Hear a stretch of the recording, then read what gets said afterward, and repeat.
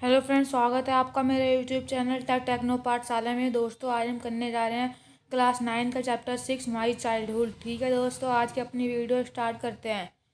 I was born into a middle class Tamil family. ये जो chapter है दोस्तों, ये अब्दुल कलाम के ऊपर है और इन्हीं के बारे में जो इन्होंने लिखा था अपने बारे में, उसी के बारे में हम सब कुछ समझेंगे। I was born into a middle class Tamil family in island town of Rameswaram in erstwhile Madras state.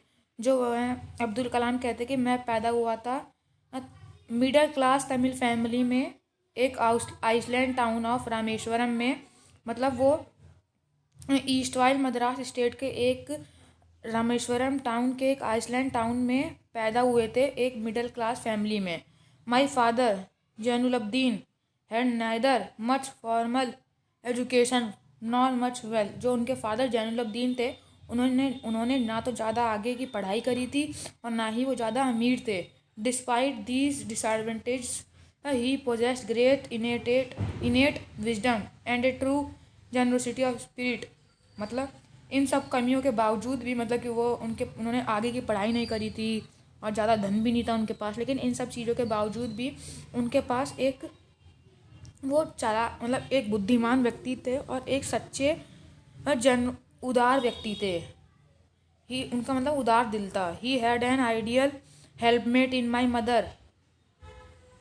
मतलब उनके पास एक सहायक थी जो थी उनकी माँ, जिनका नाम था Ashiamma. I do not recall the exact number of people she fed every day. मतलब पोएट कहते हैं कि वो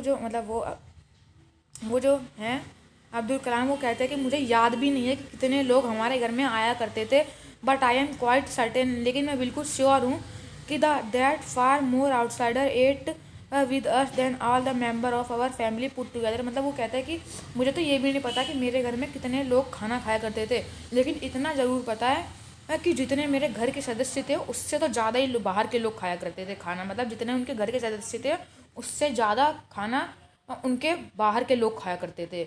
आई was one of many children a short boy with rather undistinguish look. मैं मतलब उन बच्चों में से था जो सिंपल थे born to tall and handsome parents. जो सुंदर और लंबे पेरेंट्स से जिनके सुंदर और लंबे पेरेंट्स थे। We lived in our ancestral house. हम अपने पैतृक घर में रहते थे, मतलब जो बहुत पुराना था, उनका बहुत पहले से चला हुआ आ रहा था। Which was built in the middle of 19th century. जो 19वीं सदी के मध्य में बना हुआ था। It was a fairly large pucca house. ये एक बहुत बड़ा पक्का हाउस था जो बना हुआ था चूने का और ईंटों का। On the Moscow street in Rameswaram. मस्जिद वाली गली में, रामेश्वरम की मस्जिद वाली गली में।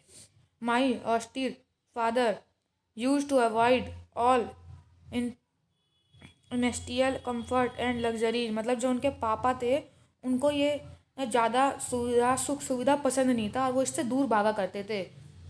इन कंफर्ट और लग्जरी से दूर भागा करते थे। इन टर्म्स ऑफ फूड, मतलब however all necessities were provided for. मतलब वो लग्जरीज से दूर भागा करते थे, लेकिन जो और दूसरी ज़रूरी चीज़ें थी वो सभी उनके पास रहती थी, जैसे कि food, medicine, clothes. In fact, I would say mine was a very secure childhood, both materially and emotionally। और तो मतलब वो उनके जो पापा थे वो ज़्यादा लग्जरी जीवन नहीं जीते थे, लेकिन उनके पास सारी नेसेसरी चीज़ें होती थी, जैसे कि भोजन, मेडिसिन, कपड़े वपड़े सब। और हालांकि जो वो है ना अब्दुल कलाम, वो अपने आप को कहते हैं कि मैं तो उन बच्चों में हूँ जिनका जीवन बहुत ही सिक्योर रहा है, इमोशनली भी और मटेरियली भी। The second world war broke out in 1939। जो द्वितीय वर्ल्ड वार था, मतलब जो दूसरा वर्ल्ड वार था, वो 1939 में शुरू हो गया और जब वो 8 साल के थे। For reason I have never been able to understand. और कुछ कारणों से मैं उन्हें जान भी नहीं पाया कि वो क्यों शुरू हुआ था। ये sudden demand for tamarind seed erupted in market. मतलब वो ये भी नहीं जान पाए थे कि जो टमरिन की सीड थी, जो इमली की बीजें होती हैं, उसकी इतनी मांग क्यों बढ़ गई थी मार्केट में। मतलब मार्केट में मांग बढ़ गई थी उसकी, तो उन्हें इसका कारण नहीं पता था। I use to collect the seed and sell them to provision shop on Mosque Street. वो उनकी बीजों को इकट्ठा करा करते थे और जो प्रोविज़न शॉप होती है, जहाँ दाल चीनी वाली शॉप होती है, उस पे जाके बेचा करते थे। मतलब वो उन सीडों को कलेक्ट करते थे और उसको बेचा करते थे, प्रोविज़न वाली किराने की दुकान पे बेचा करते थे जो मॉस्को की स्ट्रीट पे थी। A day's collection would fetch me a princely sum of anna 1 आना।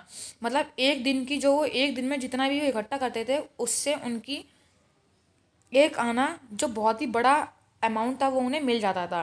माई ब्रदर इन लॉ, जो उनके ब्रदर इन लॉ थे, जालू जैलुलब्दीन जैलुलुद्दीन would tell me stories about the war which I would later attempt to trace in the headline of Dinami। मतलब जो उनके brother in law थे जैलुलब्दीन, वो उनको युद्ध की कहानी सुनाया करते थे जो फिर वो सुबह मतलब बाद में हेडलाइन में पढ़ा करते थे डिनामी के। मतलब जो उनके भाई थे वो उनको सुनाते थे, जो युद्ध चल रहा था उसकी कहानियाँ सुनाते थे और फिर वो बाद में जो है उन बातों को सुनते थे या पढ़ते थे हेडलाइन में, डिनामी की हेडलाइन में। डिनामी क्या था? डिनामी न्यूज़पेपर था उस समय का, तो वो उसमें पढ़ रहे थे, वही पढ़ते थे। Abdul Kalam our area would tell which I would later in Dinami, our area being isolated was completely unaffected by the war। जो उनका इलाका था वो बहुत ही अकेले या कोने में था, मतलब बहुत ही अलग कटा हुआ इलाका था, तो इसलिए वो वॉर से बचा रहा। लेकिन सून ही इंडिया को फोर्स करा गया कि वो भी जो एलाइड फोर्सेस हैं, मतलब जो बहुत सारी फोर्सेस थी, एलाइड फोर्सेस थी जो अलग अलग देशों की एक जो मिल के युद्ध लड़ रही थी, उनको ज्वाइन करने के लिए फोर्स करा गया इंडिया को भी। And something like a state of emergency was declare, और उनके भी स्टेट में कुछ मतलब उनके भी जगह पर वहाँ पर भी इमरजेंसी डिक्लेयर कर दी गई थी। मतलब पहले तो वो बचे रहे, उनका जो इलाका था वो दूर था इसलिए बचा रहा, लेकिन फिर धीरे धीरे इंडिया को भी प्रेशर करा गया कि वो भी वॉर में आए, और फिर और जो उनका इलाका था जहाँ पे वो अब्दुल कलाम रहते थे वो भी खतरे में आ गया था। The first casualty came in the form of the suspension of the train halt at Rameswaram station. जो उनको पहला नुकसान हुआ था वो ये कैजुअलिटी आई थी कि जो ट्रेन थी जो रामेश्वरम स्टेशन पे रुकती थी अब वो वहाँ पे नहीं रुकेगी। मतलब अब वहाँ पे रुकना बंद हो गई थी वो ट्रेन। मतलब एक ट्रेन होती थी वो रामेश्वरम स्टेशन पे हर बार रुकती थी, लेकिन जैसा कि इमरजेंसी घोषित कर दी गई थी तो अब वो वहाँ पे नहीं रुकती थी। The newspaper now had to be bundled and thrown out of from the moving train on Rameswaram road between Rameswaram and Dhanushkodi. मतलब जो न्यूज़पेपर थे, जो अखबार थे, अब उनको बांध दिया जाता था और चलती चलती ट्रेन से फेंक दिया जाता था रोड के बीच में। जो रामेश्वरम और धनुषकोडी के बीच में जो रोड थी रामेश्वरम की, वहाँ पे चलती ट्रेन में से पेपर को फेंक दिए जाते थे, अखबारों को फेंक दिया जाता था। That force my cousin Shamsuddin who distributed newspaper इन रामेश्वरम, क्योंकि ट्रेन से ही वो आता था न्यूज़पेपर, तो जो उनका भाई शमसुद्दीन था, कज़न था, वो भी न्यूज़पेपर इकट्ठा करके बेचा करता था, बांटा करता था रामेश्वरम में। तो उसको फोर्स होना पड़ा, मतलब उसने फोर्स कर दिया to look for a helping hand to catch the bundle. मतलब जैसा कि अब वो ट्रेन चलती चलती फेंकी जाती थी ट्रेन में से वो अखबार न्यूज़पेपर, तो इसके वजह से जो शमसुद्दीन था उसको एक अपना किसी साथी की ज़रूरत थी कि वो उस गिरते हुए बंडल को कैच कर सके, उसको कोई हेल्पिंग हैंड की ज़रूरत थी। And as if naturally I filled the slot, और फिर उन जो अब्दुल कलाम थे उन्होंने उस जगह को भर दिया, मतलब वो उनके हेल्पिंग हैंड बन गए, उन्होंने उसकी मदद करी बंडल ऑफ न्यूज़पेपर पकड़ने में। Shamsuddin help me earn my first wages, और जैसा कि वो काम करने लगे उनके साथ कि अखबार पकड़ने में, तो इसीलिए शमसुद्दीन ने उनकी मदद करी अपने पहले तनख्वाह कमाने में।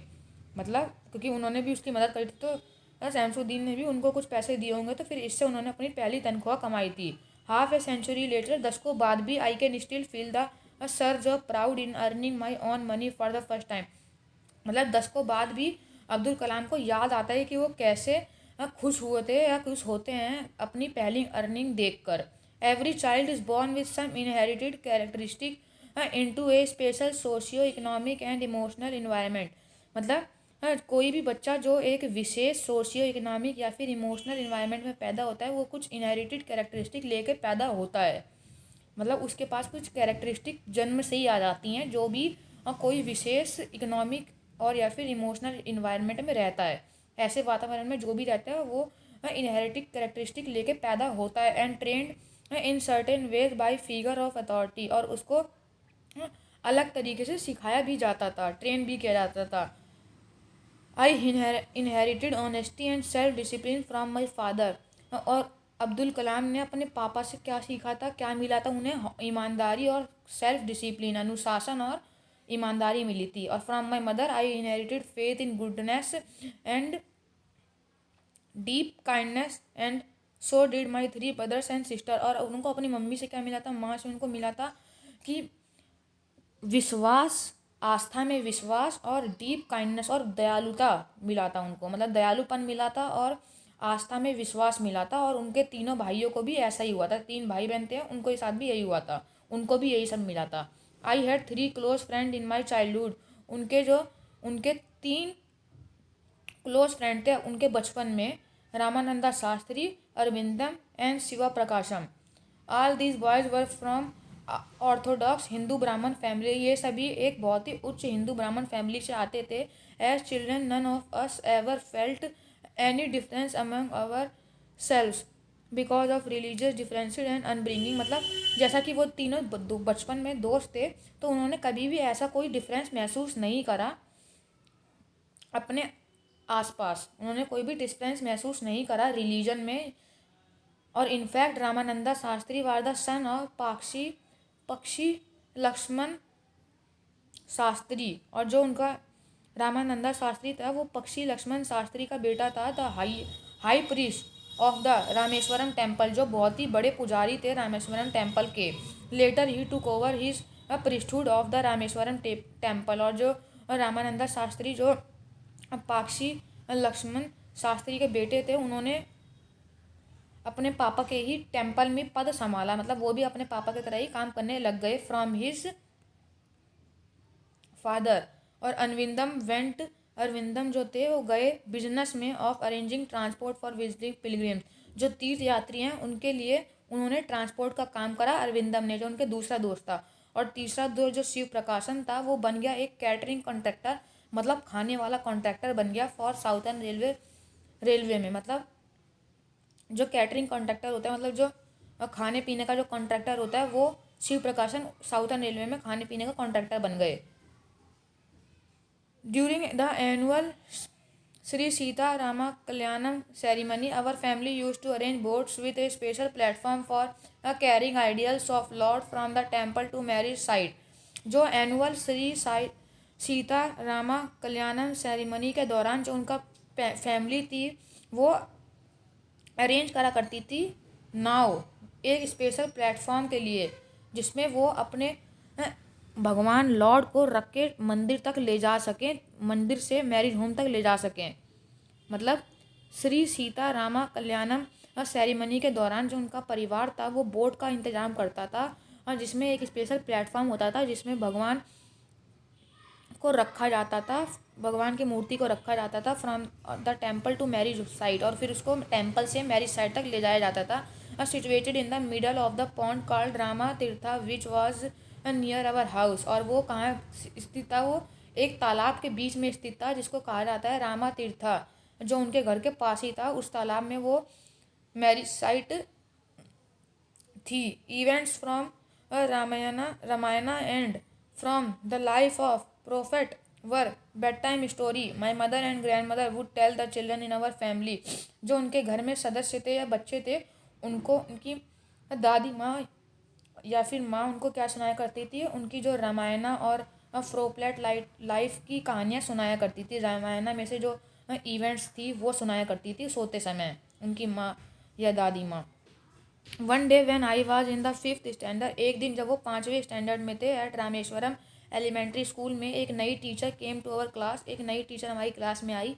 आई use to wear a cap which mark me as a Muslim. वो मतलब जो अब्दुल कलाम एक कैप पहना करते थे जो जिसने उनको मुस्लिम मार्क करा एंड मतलब दर्शाया, जिसने उनको Muslim. And I always sat in the front row next to Ramananda Shastri. और वो हमेशा अगली ही पंक्ति में बैठा करते थे जो रामानंदा शास्त्री के बगल में बैठा करते थे। हु वोर द सैक्रेड थ्रेड, जो जनेऊ पहना करते थे।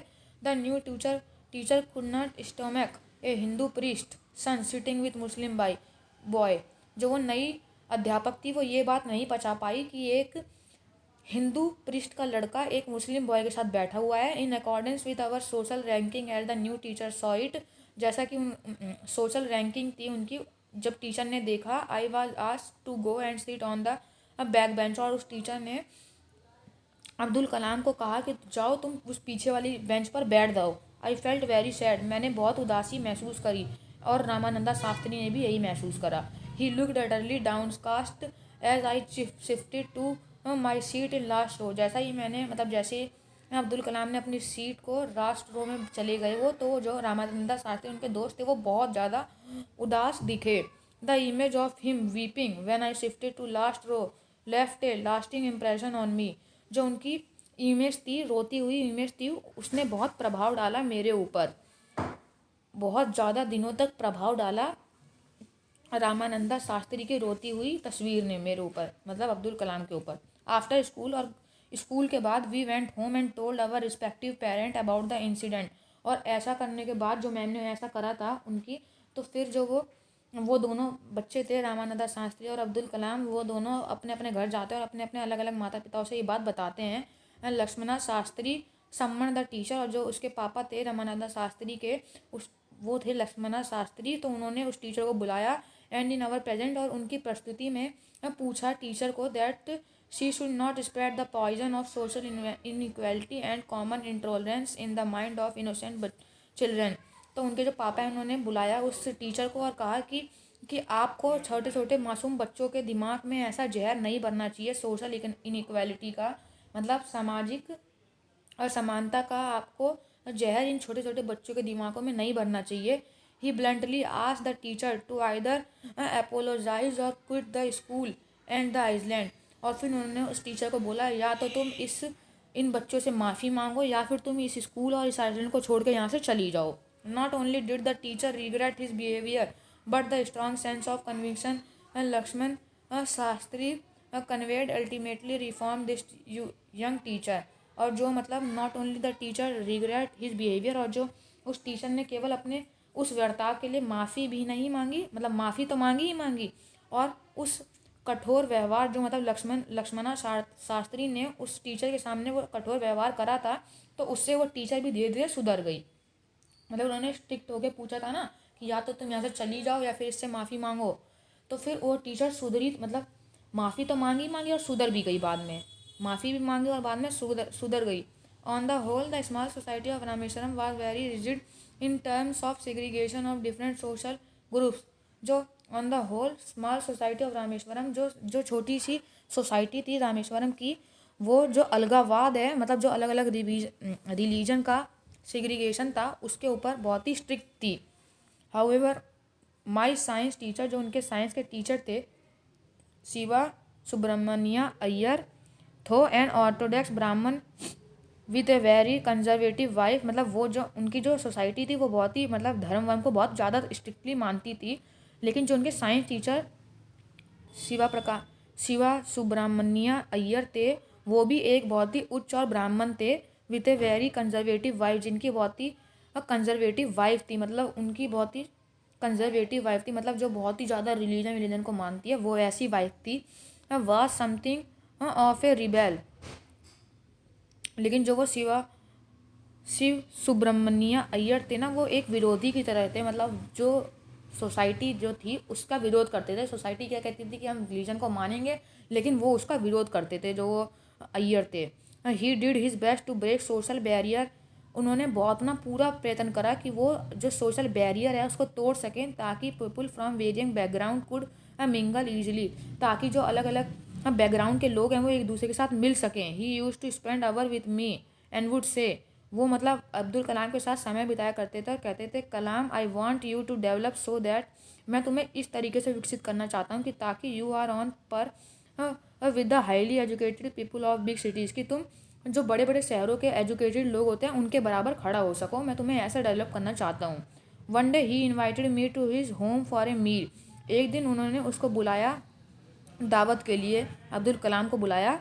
His wife was horrified at the idea of a Muslim boy being invited to dine in her ritually pure kitchen, लेकिन जो उनकी पत्नी थी वो डर गई थी इस आइडिया से कि कोई मुस्लिम बॉय बुलाया जा रहा है उनके किचन में खाना खाने के लिए।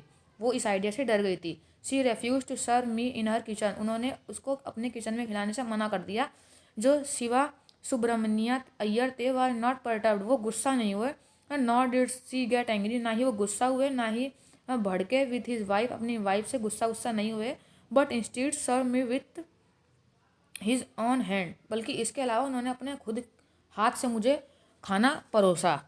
His wife watched beside me his own hand and sat down beside me to eat his meal, और मतलब पहले मुझे खाना परोसा फिर मेरे पीछे बैठ के खाना खाने लगे।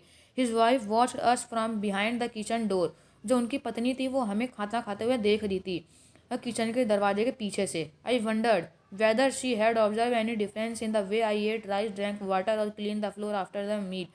मैंने सोचा, मतलब मैंने चिंता किया कि क्या उन्हें कोई ऐसा भेदभाव लगा होगा कि जिस तरीके से मैंने खाना खाया, चावल खाया है, फिर पानी पिया और फिर फर्श को साफ़ करा खाना खाने के बाद, क्या उनको कोई भेदभाव नज़र आया होगा।